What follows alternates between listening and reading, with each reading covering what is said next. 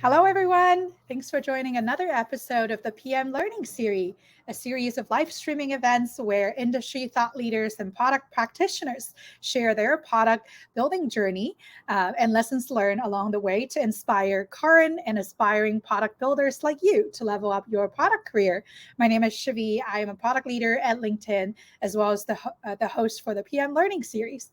Make sure you subscribe to our newsletter with the link in the event description. Every week, every Wednesday morning, we send out recaps of key takeaways from today's events and also share any future event updates. So make sure you don't miss out and subscribe to our newsletter. So for those who are joining us today, please introduce yourself, drop in the chat where you're joining us from. Today with me, we have a very exciting guest. Let me bring Eden up to the stream. Hi, Eden. Thanks for joining us today. Hi, thanks for having me. So Eden is one of the leaders of the digital marketing analytics space. As one of the early customers and employees at Omniture, he has helped thousands of organizations to improve their digital properties through the use of data. Eden has blogged extensively about digital marketing analytics and author a great book on Adobe Analytics. He served as a board member to several digital analytics organizations and has won several awards from the Digital Analytics Association. Eden is currently a product evangelist for Amplitude, where he helps leading organizations strategies around using data and for digital marketing. So really important topic today. Really excited to have you here. Thank you, Eden, for joining us. Yeah, my pleasure. Awesome. So I'm just going to say hi to some folks dialing in and joining us. We're from UK, Atlanta, Georgia, from Maryland, from Northern California, Dallas, Ghana, India, Northampton, UK, more folks from India, and thank you folks from Tijuana. Wow, a very global audience. Everybody is looking forward to learning from you, Eden. And I'm dialing in here from Amsterdam. So I just moved recently. Wow. Just moved recently to Europe. Amazing. Love that. Thank you for sharing that. So why don't we travel down maybe back to your memory lane? Tell us a little bit about your career journey and maybe a fun fact about what's not on your LinkedIn profile. Yeah. So as you mentioned, I got into the marketing analytics space kind of when the internet first started. Found myself at a startup. I was employee 165 at Omniture and just really kind of got into the idea of data and analytics and trying to figure out why we had a website and why we're investing all this money. Ended up joining the company and we ended up being sold to Adobe. But just for me, it's always been interesting to figure out how data plays in digital products. But kind of little tidbit about me is funny. My first job was actually as a golf caddy. And it was probably one of my favorite jobs of all time. And people don't realize how much you learn by being a golf caddy. You learn a lot about relationships, sales, how to communicate with people, especially if the golfer that you're caddying for isn't very good at golf, how to, a lot of weird little things that I find going back in my life. And at one point, I almost was a Spanish teacher for a living. I actually was studying in college to be a Spanish teacher, but then I did some testing. I did some student teaching and realized that was not the career for me. I did not have patience for all those kids. Wow, that's really interesting. I love the story of like golf caddy, who have thought, right? And being a Spanish teacher, great discovery. I just want to say hi to a couple more folks dialing in from South Africa, from Dubai, Turkey, Princeton, New Jersey, Pennsylvania, Montreal.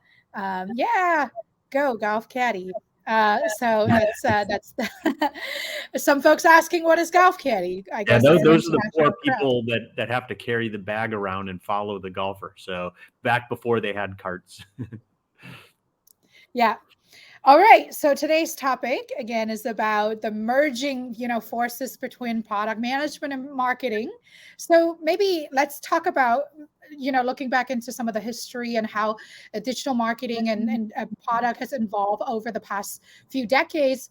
Maybe can you share a little bit about what was the traditional role of a product team and marketing team, and why do you think that historically they've been like divided into like different teams with different responsibilities?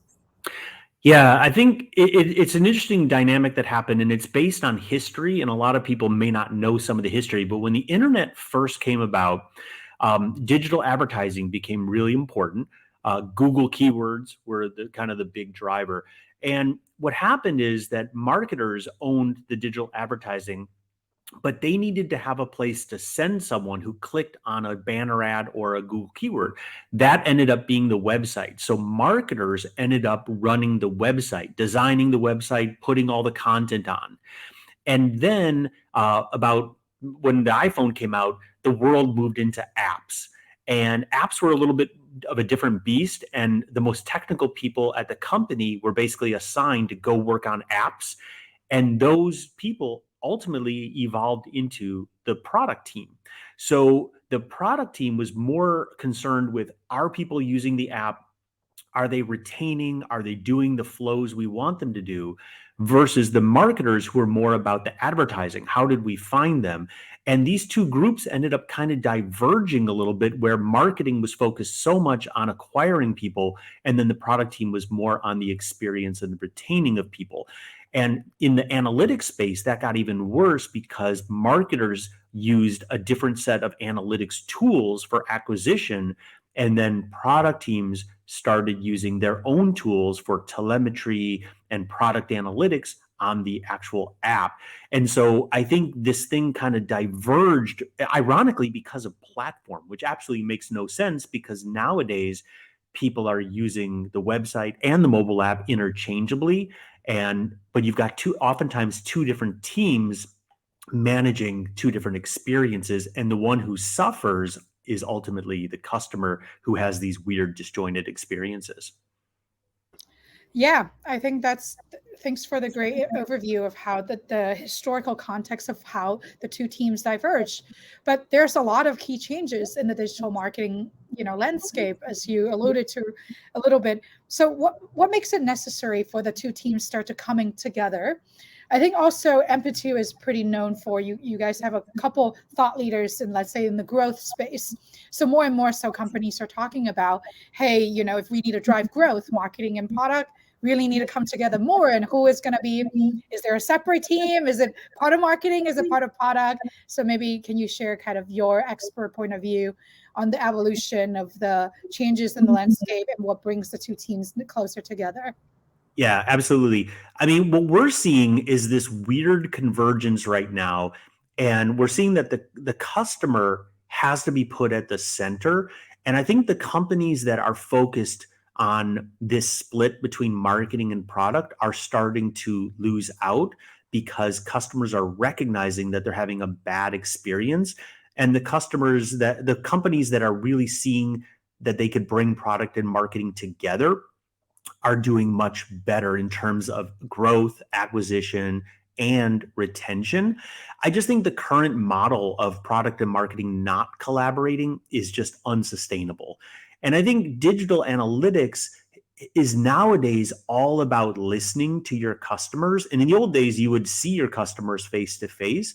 But now, so much because of digital transformation is in websites and apps, that the only way you could really listen to your customers right now is by clicks and swipes that they're making and building profiles and cohorts of users based on their behavior. And that has to be something that is combined by product and marketing. I actually think 5 years from now, we're going to look back and think it was kind of funny that we had different teams for product and marketing. And I think that they need to really just come together. I don't know what business unit that will be. I don't know if it's going to be like a new group called the Customer Experience Group, but I think that this just has to change. And last thing I'll say is that I think one of the things that's forcing this change a little bit is the fact that cookies are being deleted, privacy legislation is out there. I think there's just a lot of things that are pushing people and organizations to basically say, we need to do a better job of having a one-to-one relationship with our customers instead of outsourcing that relationship to third-party advertisers, which doesn't serve anyone. Right. Thanks for the summarizing some of the trends that leads to this necessity of the two forces joining together. We do have a couple questions from the audience that I like to maybe share and double click on. So Sarat was asking, hey, how do we do it? What kind of workflows do you think marketing and PM can really work together? How does that operation model look like? Do you have an example to share? We'll start from there. Yeah, I think, this is one thing I learned from someone who is a little bit of a mentor to me when I first joined Amplitude, John Cutler. He really shared with me how important it is to map out the entire experience that people have. And he always says to me, your whole company is the product. And you need to think about the relationship you have with the customer. Everything matters. And so I think with what John used to do in these great workshops was to be able to really map out from the minute they hear about your company or your brand all the way through for them being a recurring great customer. And I think one of the things that I learned from him is that if you just get the marketing and product people in a room together and have them understand what each other goes through. Because like John was a product person, but he was at Amplitude on the marketing team. And he used to comment to me all the time. He's like, man, I thought product was hard. Marketing is even harder. And he's like, I don't think a lot of product people realize how hard marketing is. And I don't think marketers oftentimes appreciate how hard product is. But I think that sometimes just getting mutual respect and mapping out the entire flow. I've seen cases where product people will look at what marketers are doing and say, hey, here's a better way that you might want to think about that using growth loops. And then you might have marketers who are looking at some of the stuff that product teams are doing and say, hey, here's a chance where we could re-engage this customer through some sort of an email campaign or retargeting. And so I think there's so much that the two teams could learn from each other.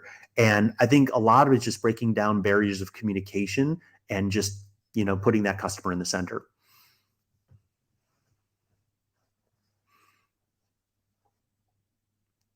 Oh, wait, I just lost your audio. I don't know if everyone can hear you. Yes, sorry.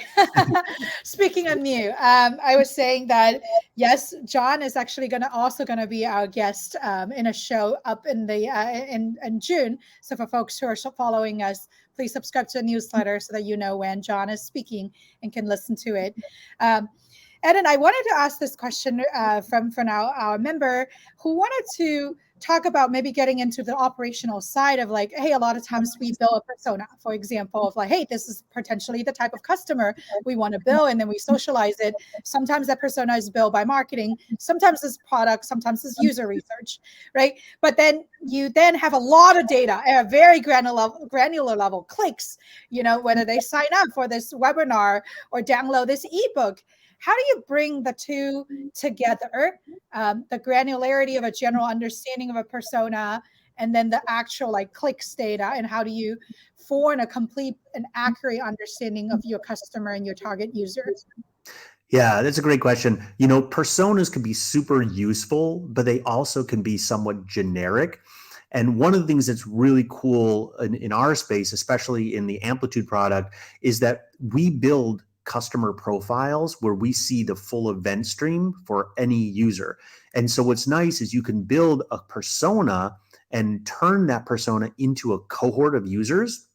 And then you can go into Amplitude, find people who match that cohort, and then start looking at their user profile and their event streams and seeing what are they going through. We're even in the process right now of adding session replay capabilities to our product so that you can visually watch one of your users who is part of one of your personas using your app or your website. So there's some really kind of cool learnings you can get by visually watching people, but also just seeing if the cohorts that you think that match your persona. I think, the rubber hits the road when you actually go into an analytics product and see people going through journeys and funnel flows and event streams. It makes personas real. You could put a person's name to it. Plus, depending if you have the relationship you have with your customers, you can take that and then reach out to them personally and interview them and talk to them and say, I saw that you were in our app and you did this, but then you did this. And I don't really understand why you did that. You can kind of really get down to the most granular level by actually talking to customers, either virtually by popping stuff up or interviewing them, through a Zoom or in person. So I think there's a great way to take personas and make them real with digital analytics products. That's awesome. Thanks for sharing how to make persona real and some of the tactics around that. I think a lot of folks are very interesting in the operational side of how to incorporate marketing into the product development lifecycle, as well as from an org perspective. So we have James who's asking, hey, in the product life cycles, there's discovery, design, build, test, and launch. Where do you think marketing fits into, this life cycle? And then tangentially, we have a LinkedIn user that asks, hey, there's the product team, there's the marketing team, and then sometimes you need to work with sales so that you can holistically embed it into the business. You mentioned about working with John to map out the entire workflow, seeing how users interact with the product. But can you speak to, from a product lifecycle standpoint or from an org structure, how should marketing and product and sales team work better together? Yeah, I mean, that's a little bit of a tougher one, but I think the way that we see it work most often is, I'll just go through a couple examples. Let's say that you are a marketer and you have a bunch of campaigns you're spending a bunch of money on. You probably can see maybe initially, did we get a new sign up? Did we get a purchase from those campaigns? But a lot of times marketers don't see what happens after that. They may not see what that customer did 3 months, 6 months, a year down the road. But I think that the product team oftentimes has more granular information about retention and all of that, but they don't oftentimes know how they found that customer initially. I think if you can join that together and have both of those teams use the same data set, then that whole life cycle that we were just talking about can become more real. And what we've seen some of our customers do is have the product team say, we had a hunch that that our marketing team was sending us a bunch of new leads or customers, but they weren't the right ICP. They weren't the right customers, but we couldn't prove it. But now they could go into the data set and say, here's my cohort of the perfect user. Like, these are the groups of people we really want. Go back in time and find out what campaigns and what channels drove those people and inform marketing. And sometimes it may not be what marketing thinks is the right campaigns. And then conversely, the marketers, they would love to have the information from the product team. Like, what are the features that people are using in the product so that I can then market those features? Because obviously if they're using that in the product, like, those are the things that I should be highlighting when I'm trying to acquire new people. And marketers also want to understand, and the sales team wants to understand, what are people doing in the product so we can use that effectively for sales and marketing. So I think there's these kind of interconnections and tying these things, and we do it through data, but just learning from each other, because no marketer wants to send crappy clients to the product, and no product team, wants to have what we call tourists, people who aren't the right people for our product, because then it makes our product look bad, like we can't retain people, but maybe they were just the wrong people. So I think everyone gets smarter when we start bringing these two teams together in that way. Yeah, I love how you sort of marry the insight to understand the end-to-end customer life cycle in conjunction to mapping out that workflow by understanding how do they even come to our product, right? Through what campaign, and getting that level of understanding. And then that would inform sales approach too. So that's how, I guess, like product-led sales and like product, marketing drive growth to come into product, understanding the end funnel. And that's how the three function can really, really work together. We have quite a few folks who are interested in understanding about the future, of how product and marketing can work together. One LinkedIn member is making a joke about, hey, would marketing and product become one team in the future and called parketing? I actually have a presentation on this, and I came up with a different one. I call it producting. So I have a presentation I did, and I said, hey, listen, we are now producting.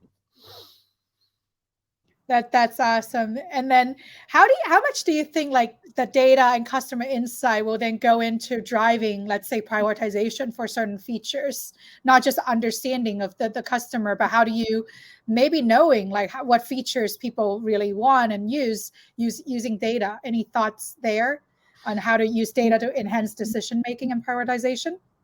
Yeah, so there's a couple different ways to do this. One of the ways that we've been trying to empower our customers at Amplitude is we added a new feature to our product that's called attribution. And ironically, attribution tends to be more of a marketing feature. You know, you think about, am I attributing success to first touch, last touch marketing campaigns and channels? But we actually extended attribution to any property in our analytics product, which means that product teams can capture what features people are using in the product and then do attribution to see which features are leading to our North Star metric or someone converting from a free to a paid. And so that's something that most product analytics tools don't really do very well, is applying the marketing concept of attribution to a product context. But we've been blown away by how some of our product teams have started using this feature. And a lot of times they'll use a version of it that's called participation, which gives full credit to every property value so that the cream kind of rises to the top. And we're actually kind of drinking our own champagne here at Amplitude. We are looking at what features are most used in our free trial experience and then seeing which of those features have a preponderance of getting people to take the next step and move to our paid version. And then the product team is able to then share that information with the marketing team so that we can write blog posts about those features and we can communicate those features in our sales pitch decks and update our sales team on what are the features that are resonating the most based on the attribution to our North Star metric. So kind of a cool cross hybrid approach that we're taking, but it's one of the reasons why we've been so excited to add marketing features to our product analytics platform, because we think that both sides could benefit from that. Yeah, I love that example of how, a data driven to know, like based on actual usage data to drive what kind of marketing campaign or blogs to write about. So I love that marriage and the example. Thanks for sharing that. I think the procting has been a great one that resonated with quite a few members that were bringing this phrase up. I think we also have folks in the community that might be a little confused about like, hey, traditional marketing role and product role, and then right now in some organization we do have product marketing. So how do you think is the bridge, like the various type of marketing role, growth marketing, customer marketing, product marketing, and then how that work with product management? Yeah, well, this I can answer easily because I am actually technically on the product marketing team at Amplitude. So I think everyone has different viewpoints of this. I will share my viewpoint is I think that product marketing is a really critical role because there has to be a liaison between marketing and product. And I'll use myself as an example. I've been in the industry for 25 years. I know the digital analytics space really well. So I am able to communicate to our product team what is happening in the industry, what I'm hearing when I go to trade shows and I speak at events. I was just in Tel Aviv this week, and I met with a bunch of companies, some who use Amplitude, some who don't, but I heard amazing feedback and I jotted all of it down and I shared it this morning with our product team. This is what people are talking about right now. And I think a lot of that can inform the direction that the product team should have, the way that they should think about prioritizing things. I think that sometimes product marketers, if they don't really understand the field very well, it's difficult for them to have a seat at the table with product. But I also think it's really important because product marketers are really good at communicating the cool things that the product team is doing to the world. some product teams are amazing. There's product people who can get up, they can do a YouTube video, they could do a Loom video, and they could share something, and they're really eloquent. But sometimes product teams just want to focus on building the features and the functionality, and they need someone to put it into context. So like recently, we tend to compete a lot with Google Analytics, for example. I did a webinar where I explained feature by feature the differences between Google Analytics and Amplitude. I don't know that a product person would want to or feel comfortable doing an hour-long webinar going through all of these details. But marketers do that all the time. That's kind of our thing. We're like the mouthpiece of the organization. But if you leave it to just marketing, they don't understand really the product really well. And if you leave it just to product, they don't understand the marketing. And so I think product marketing has a nice kind of fit there when done well. Absolutely. I remember working with my product marketers, and most of the time they're exceptional at articulating the value prop, the benefits of the feature to our user, and then also understanding the competitor dynamics, getting those intels and channel it through to product. I do wanted to ask one question around, a lot of people are knowing that AI, especially generative AI, has been really blooming in the past, this year, right? Since end of last year, the OpenAI launched ChatGPT. How do you think AI will be impacting, the digital marketing space, or shaping different capabilities on how we think about go-to-market or how we think about building product in general? Yeah, this is a tough one. I think we need like a whole half hour just for this one. But I think I'll start with marketing. So I think my hunch is the way AI is going to affect marketing is, well, first of all, it's kind of tied in with the fact that we're losing cookies and we've got privacy issues going on. But I think that AI is going to be able to look at all of the data at some point and understand what advertising channels and campaigns you're running, and be able to use kind of machine learning to basically identify what's working and what's not working. Think of it as almost like placing ads back and forth. Some people call this incrementality. But also, I think it's going to give customers an easy way to understand products, because they can ask a question and they can get a very thoughtful answer from a generative AI that says, here's what this product does, and here is the value. And you could literally say, in the future, imagine going to a marketing website and saying, I am a mid-market healthcare company that serves this industry, and here are my problems. How does Amplitude's product help me? And it would be amazing if generative AI would just be like, okay, here are the 3 web pages you should read. This blog post will tell you, we think that the best use cases for using a product like Amplitude is this, and something that they would otherwise have to fill out a form, meet with sales, explain their problem, and all of that could be condensed to just say, here are the features that you should check out. And ideally, what would be amazing is if ChatGPT could say, I'm going to make a compiled demo video for you of a product based on what you told me you're interested in, so that within 5 minutes you ask a question, get an answer, and then maybe even watch a video that's totally customized to your instance. Now, I don't know if that'll happen like tomorrow, but that would be like a cool way for marketing. And then the product side, I'm a little more on the marketing side than the product side. So I don't know that I'm qualified to say like how, generative AI would help with the product team. But I do think that being able to prototype stuff and being able to, like, we're already seeing that it can do coding. So you can like do A/B tests and try different things. Like, I think it's just going to expedite all the stuff that is so manual today.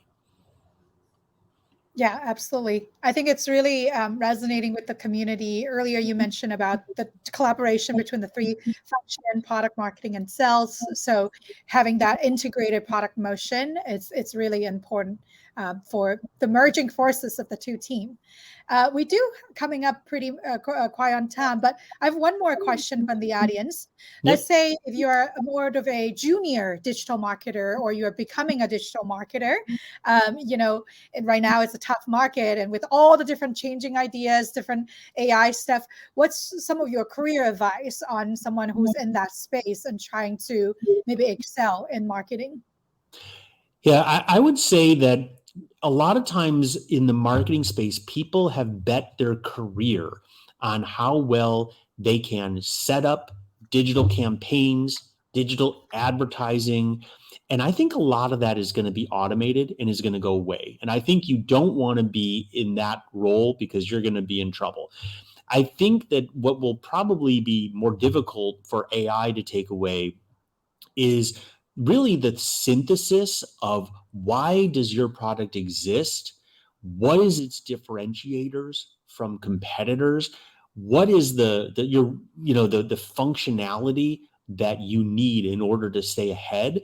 And I think that it's going to require a lot more critical thinking, but I also think that marketers are going to have to learn how to tame and kind of control AI. It's almost like you have to, instead of it taking your job, you have to learn how to kind of master it and collaborate with it. So I think that if you're a student, like, I think you've got to get into writing is something that is probably going to go away. I mean, it's going to be more like proofreading and figuring out, is it the right tone, the right message? So anything that takes a lot of time and just rote grunt work, like, you've got to steer clear from all of that, because that's going to be the first to go. There was an article this week about Chegg, where their whole business is crumbling right now because everyone is just going to chat GPT to get answers. So, but I think there's always going to be a role for people who can tell stories. And I don't think it'll be a long time before I think, chat GPT can effectively tell stories. And I would also say that the skills that I don't think enough marketers or students come out in marketing is the ability to get up and present in front of executives, the ability to translate data into stories that incite action, and the ability to just communicate. And I have a son who's in college right now, and I told him, I said, I'll help you with your tuition, but you have to take at least one class where you're learning presentation skills and data storytelling skills, because you could be the best person in math all day long, but if you can't effectively explain how the data is what the executive should do, then you're wasting everyone's time. Yeah, I think that's so on point. I love the data informed storytelling and telling the so what behind the data, right? That drives action. I think one of the things that I work with my data scientists a lot is like, they give me all this data and I was like, okay, how do I get my head around it? I think that's really something that AI probably wouldn't be able to replace. And I love that you're asking your son to learn how to, use data storytelling and presentation. And I do think that's the best advice we can give for aspiring marketers. All right, we're coming up on time. Half an hour just really flew by, and then we usually at the end of each show we ask a lightning round of questions to all of our guests. Are you ready for the challenge? I am ready. I'm ready. All right, so we're a show about product. So, what is your favorite product currently, and why? So right now, my new favorite product is hey.com, HEY.com. I am a huge fan of 37 Signals, the Basecamp 37 Signals folks. And Hey is an email platform that is different than Gmail. And it's a great example of, you take something that you thought could never change, email, and they completely rethought it. And it's like a product person's dream, because it just has awesome, super cool features. And you could tell that, the team behind it really understood the core problems and the key jobs that had to be done. And I would recommend everyone try it. You have to pay for it, but best money I ever spent. That's awesome. I might try. Hopefully, they have a free trial for true product-led they growth. They do, of course. Yeah. Second question: who would you say is your sort of product marketing role model who has been like most influential in your career? I know you mentioned John Collar before as a mentor, but anyone else that's been influential? One of my old bosses, his name is Bill Masitis. He and I worked at Salesforce together. He went on to be the CMO of Zendesk, and he went on to be the CMO of Slack. And he's just always been a great mentor to me, but he also just has such a good grasp on the market. When he went to Slack, he understood that product-led growth was fueling them. He didn't try to change it. He didn't get in the way. He went with the flow and focused on the right things. Zendesk was a totally different company. So he's just really good at adapting, and he does like consulting for a bunch of SaaS startups now, but he's just always doing great content, and he's always there to lend a hand to anyone in the product space. Great. Awesome. Thank you so much for sharing. What is one final parting advice or resource you would like to give to our community? Yeah, kind of tying in the theme that we talked about today, my parting advice would be, if you are in the product team, I think you should learn marketing. And I think you should go spend time with marketers. If you can, shadow them. If your company will let you, spend a week, just being a marketer and see what it's like. And if you're a marketer, do the same thing on the product team. And I think that the mutual appreciation and respect is like the biggest hurdle. If you can get over that, everything gets better. And if you want to learn asynchronously, if you're a product person, there's a bunch of digital marketing podcasts you should listen to. My favorite one is called the Digital Analytics Power Hour. It's a little bit deep, but it goes through everything you need to know about kind of marketing analytics. And if you're on the marketing side, I'm a big fan of Lenny's podcast, and he's got a newsletter as well. So I would definitely check that out. Just listen to podcasts and learn about your counterparts. It'll help bridge that gap. Awesome. Thank you. Digital Analytics Power Hour. And for folks who are joining us, make sure you subscribe to the newsletter. I know Adam also blogs a lot, so we will share some links to his blogs as well.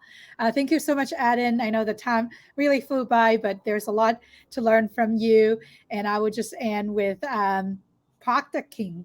I'm still not very good at pronouncing it, but that's the key takeaway of the merging force of the two. And thank you so much again for sharing your time and wisdom with our community. It's an honor to have you. Yeah, thank you so much for having me. Really appreciate it. Thanks everyone for joining.